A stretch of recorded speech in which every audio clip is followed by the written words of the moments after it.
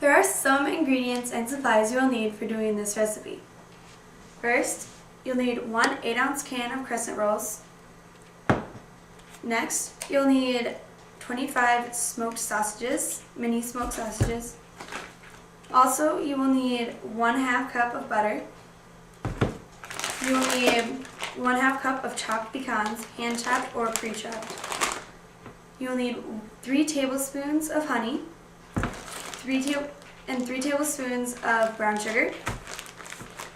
And then you'll need 1 small saucepan, paper towels, a knife, a stirring spoon, spray pan, 2 1/2 cup measuring cups,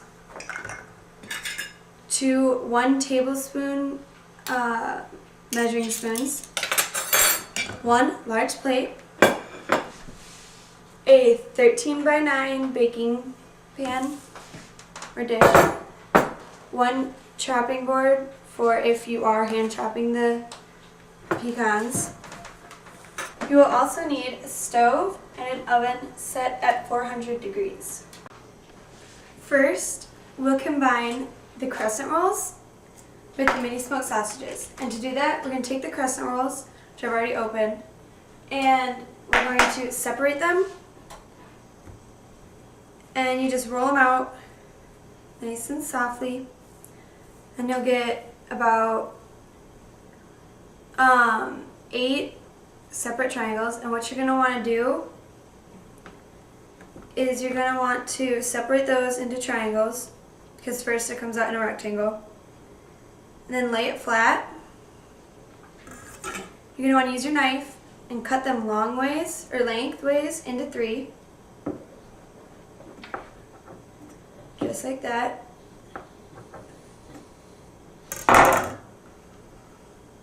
So then you have 3 skinnier long triangular shapes. Next, you're going to want to dry off your mini sausages, and what you can do is take a paper towel. You can rip it in half because it's less wasteful. And you're going to take your mini sausage and just kind of roll it in the paper towel just to kind of get off the juices from the packaging. So you're going to do that to 24 of them, just nice and easy, and it's not too hard.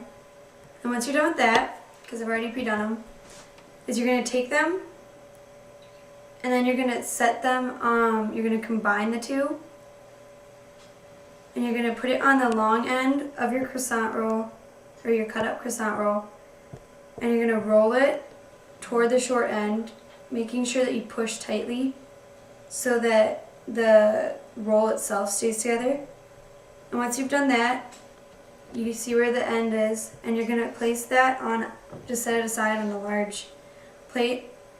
And you're going to do that for each of them, and just make sure that you press tightly, because if not, then it'll fall apart while cooking. And so once you're done rolling up these, remembering to roll tightly so that they don't fall apart while cooking, you're going to set them on the plate and set them aside to use once you're done making your sauce.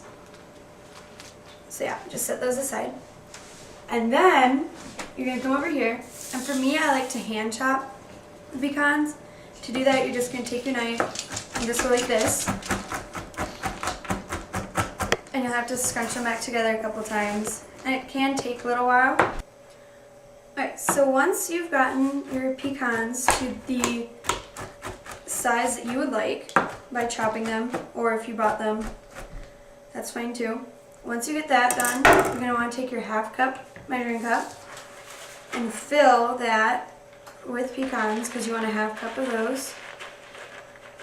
And I cut a little much, but that's fine. So then you're going to add that 1/2 cup to your small saucepan.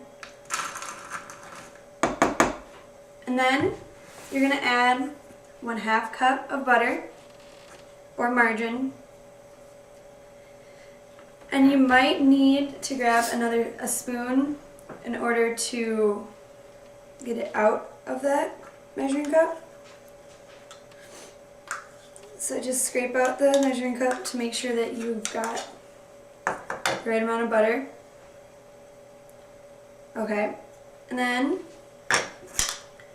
you're going to want to get your 3 tablespoons of honey.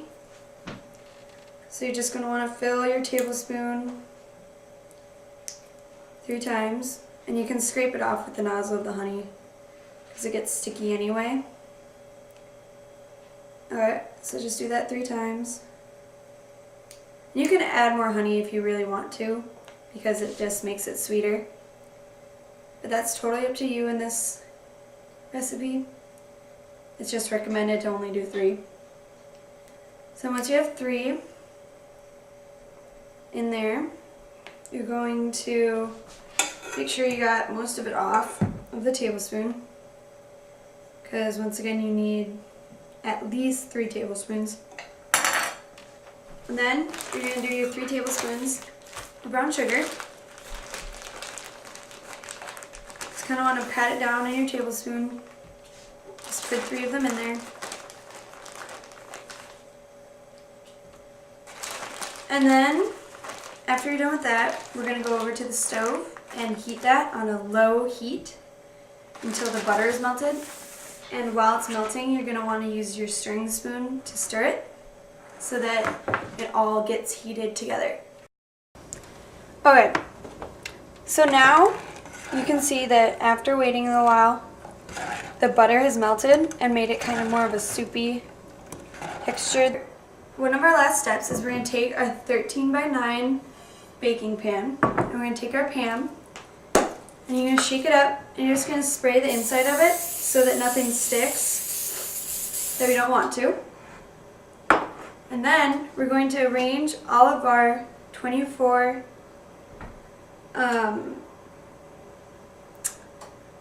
mini sausages into the pan. So once you have them all in here, you're just going to take your mixture and just kind of drizzle it like on and over, and just try to equally get all of them so that they all have a little bit on them. So since now that you have everything done and combined, you're going to take it and put it in your oven that is preheated to 400 degrees, and you're going to set your clock to about 15 or 20 minutes and just keep watching it until it's like golden brown. Now that the time is over and you have your ideal color for your sausage rolls, or your little sweet and salty sausages, you're going to take your oven mitts, if you need them, which you probably will, and you're going to take them out, and they'll be sizzling, and that's what they're going to look like.